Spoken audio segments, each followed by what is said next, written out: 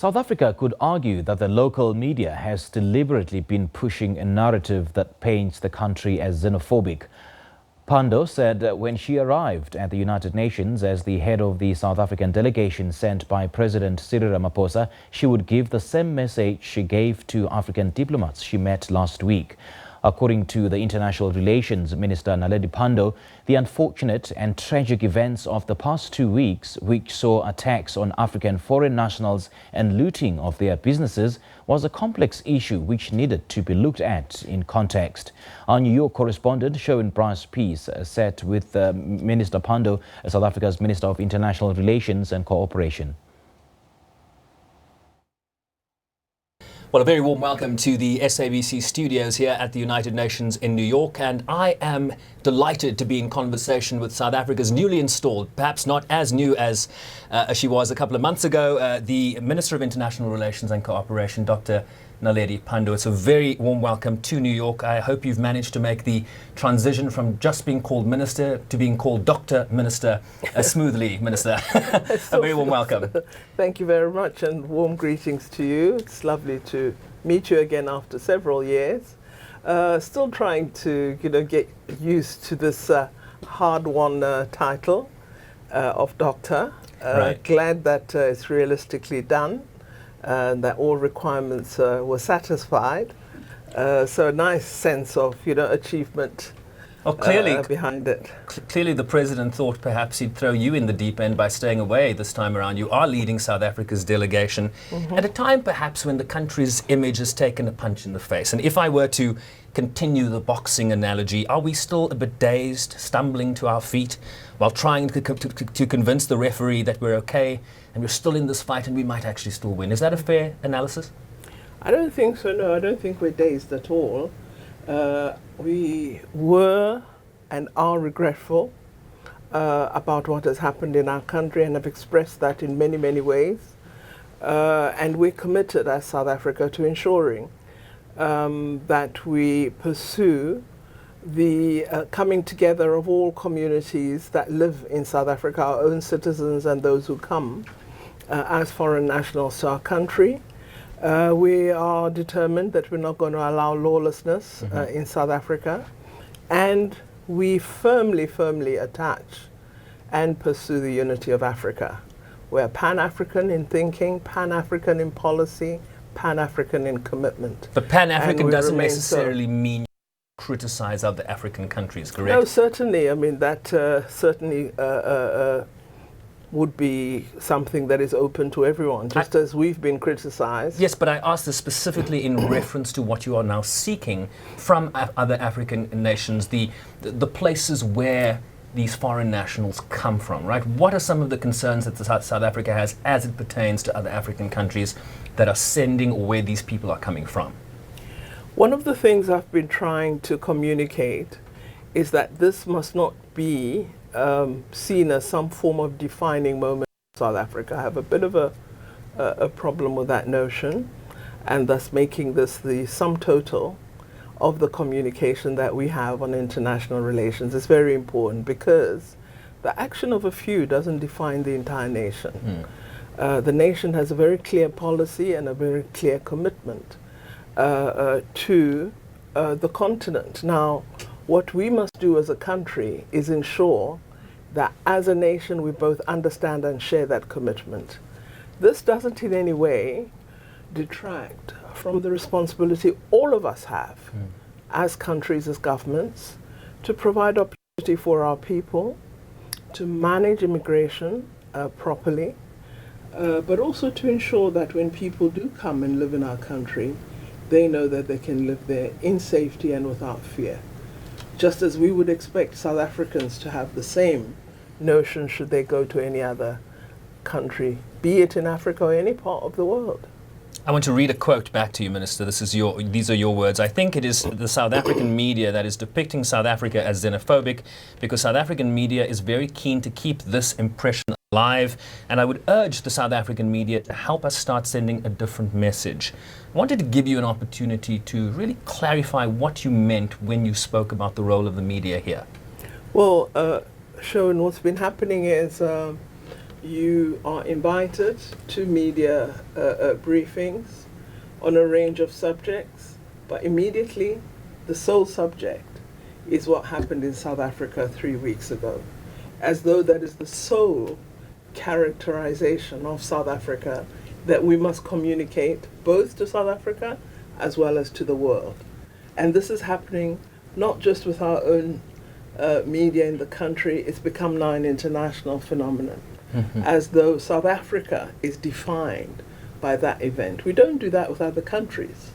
They have all sorts of awful events, but we don't make that the sole and primary topic of discussion each time we meet members of government. But I would argue that it only became the topic of discussion when it was actually happening on our streets and in the subsequent weeks to follow that. The impression we're creating is though it's happening every day, every week, every hour, because that's all that we talk about. Are you not concerned, though, by calling out the media as you have, that it detracts from the message you are seeking to send? Not at all. I'll tell you why I asked this. I've been stopped by African diplomats. I've been stopped by UN officials who come from the continent to say, why is the minister now attacking the media? When in one breath the president is apologizing. It's because they're not looking at the context. We have, as you have done here, we have a meeting, an invitation. We'd like to talk to you about the South African posture. We are going to talk about it. I UN promise General you, Assembly. we are going to talk about it. So you have a media briefing on that. Right. The first question is on the attacks that occurred, it was at that point 2 weeks ago. Not one question on a full statement on the UN General Assembly. So you must understand the context. There was no attack on the media as is being created. I see it was what you in mean. the context of a specific media briefing where the subject for which we had invited a large number of media that were present was not touched on even once. Let me ask you one more question on the subject, and then I promise to move on to other issues. The question of restitution has been raised. Certainly, former Minister Hadebe was in Nigeria where this matter was raised.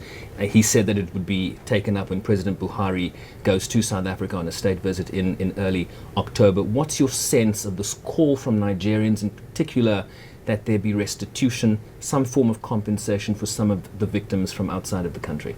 Well, I think firstly, we need to really have a full assessment of what happened and assess where the particular harm was directed. An impression has been created that primarily the focus of the mob, because it was a mob, was businesses owned by Nigerians. This is not the case. Many South African-owned small businesses were the subject of the looting. So I'm a bit concerned at the focus that is being promoted, that there was some form of focus and attack on nationals from Nigeria. It was African people, and it was South African blacks as well as black people from other African countries. All of it was wrong. So I'm not sure from whom would we seek this compensation, because we've arrested 794 people. They're still to appear in court. Would it be from them? I would assume a lot of them are probably poor, unemployed, blacks. Some may very well be nationals from other countries. So how would this be achieved? What we must do is find a way of drawing all our communities together. And it's a responsibility not just South Africa has, but which all of us have, because we host millions of nationals from other African countries. And we host them with the view that South Africa is a country that wishes to have nationals from all over the world within it, and that they would integrate within our community. We're one of the rare countries on the continent that do not have camps, for example. So integration has been working to a lives certain within extent. our communities. And perhaps because this has worked so well for many years, we've lived on the assumption that one doesn't have to work at building these bonds, at bridging these boundaries. And we've begun and strengthening to those bonds talk in many ways. much more about this as we've held meetings with a number of ambassadors and other non-governmental organizations. As promised, let's talk about UNGA 74. This is your first time as the head. You're about to meet the Secretary General. His big focus here is very much on this climate action summit. He talks about the need for raised ambition in terms of the Paris climate change. Temperature will not be reduced to the level that will mitigate the effects of what we are seeing around the globe. What is South Africa bringing to the table in these discussions? We remain, as South Africa, very committed to the Paris Climate Change Accord, and believe those commitments are commitments all our governments should be pursuing. We are also fully aware of the fact that many countries, particularly in the developing world, are not the significant contributors to the challenges that confront us as a global community. Furthermore, many had agreed that the wealthier countries that are the greater emitters would make contributions financially so that we could adopt adaptation and mitigation strategies. These commitments up to thus far have not been met. We've not had that climate fund properly established and active in order to assist countries that do not have the means to develop the means to respond. Given that inadequacy, we are concerned and fully support the focus the Secretary General has brought to the urgency of addressing climate change. Of course, the Minister there are referring to the Green Climate Fund that needs to be capitalized to the tune of $100 billion a year, starting in 2020, to help the least developed countries, the small island states and such, mitigate. Examples would be Mozambique, Zimbabwe and Malawi that were hit by those devastating cyclones. You know, desert growth. I mean, there's so much. Some of the concern, though, that we are hearing in terms of the climate discussions is the continued use of and development of coal-powered power stations, coal-powered stations. Greenpeace released a report earlier pointing to the levels of pollution that are on sort of at the very top of their analysis in Mpumalanga, which, as you know, has a number of coal-powered stations. What's the sense of the speed at which South Africa needs to transition from their dependence on coal, from plus 90%, over 90% of coal is creating electricity in South Africa? What's the sense of how quickly we need to transition to renewables, bio and such? Well, I'm aware that in a week or two, the Cabinet will be discussing its IRP, which is the Integrated Resource Plan on Energy, and will be adopting its policy framework in that regard. We are fully conversant with the fact that South Africa is one of the significant emitters because of our reliance on coal. Right. We have a dilemma in that we have large deposits of coal as a resource, a natural resource in our country. However, we fully recognize our responsibility to ensure that we do reduce emissions, that we cannot rely on coal, that we need to make a movement toward other sources of energy, and we've been one of the biggest countries introducing renewables, particularly solar and water and wind, and we would see that growing in the next few years. So there's a commitment in South Africa, and I'm sure that in 3 weeks' time, when government makes its statement and publishes the IRP, we will be able to indicate to the world that we wish to certainly meet our commitments. I want to talk a bit about some of your engagement here. You will be participating in 2 Security Council meetings, one particularly on peace and security in Africa. I was just having a conversation with a colleague in Johannesburg, and one of the questions was, what will South Africa say in this meeting? I know there are very big concerns about what's happening in countries like Libya, but also some progress we are seeing in places like Sudan. There's a great deal of hope for what can happen in the DRC now. In South Sudan, after the meeting of the 2 protagonists in that country, what's your sense of how Africa is proceeding towards this idea of silencing the guns by 2020?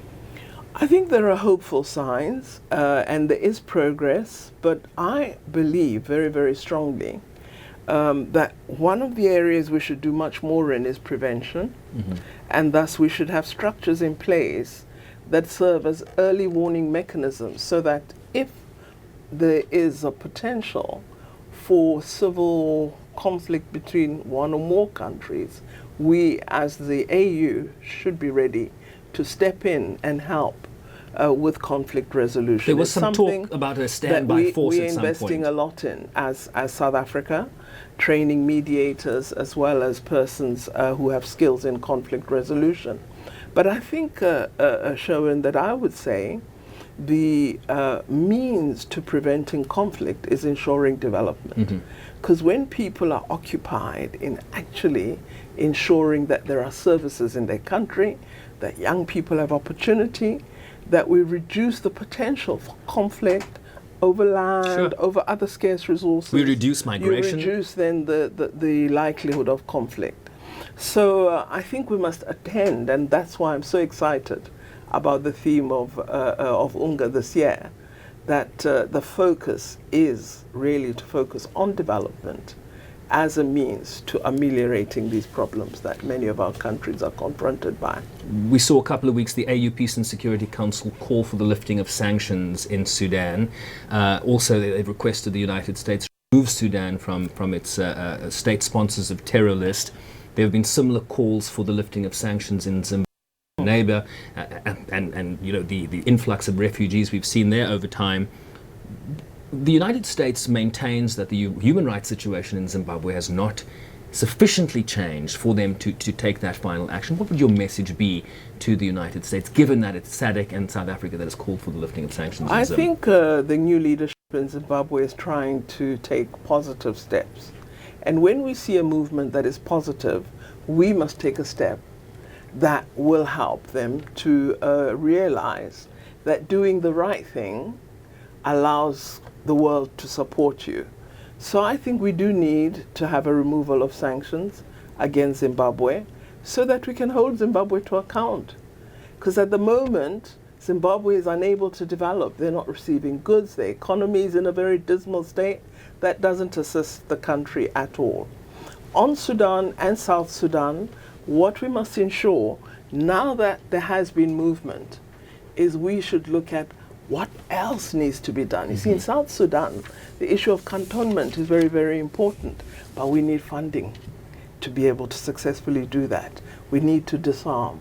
So never think the signing of a negotiated agreement is the conclusion. It's the beginning. It's the steps that follow that which lead to the kind of stability we wish to achieve in Africa. I know you have to go soon, Minister. I want to ask you a final question. An analysis of UNGA 74 has been that as much as there's a big focus on the Sustainable Development Goals, the Climate Change Summit, there's a great deal of concern that the developmental agenda of the United Nations is going to be undermined by what we are seeing happening in the Gulf. Vis-a-vis Iran and the United States, the attack on the oil field in Saudi Arabia, the maximum pressure campaign by the United States on Iran. There was an issue of visas not being afforded to the Iranian delegation in time, but they are now here. What's your message in terms, as a Security Council member, in terms of South Africa's role in diffusing perhaps these tensions that will play themselves out here over the next couple of days? South Africa knows, as no other country might, that the way to peace and stability is through negotiation and dialogue. And thus we wish that the UN, as a forum that still draws all together globally, should be the premier institution for ensuring we have peace in the world.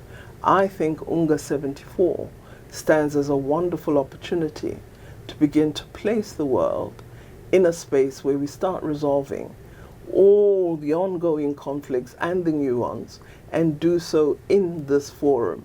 This is what it was established for. But it doesn't work, Minister. All of us, no, because we're not all supporting it. But it's not reformed in a way that it can its work. Agenda. Well, certainly the matter of UN reform and the democratization of some of its structures is a subject for another day.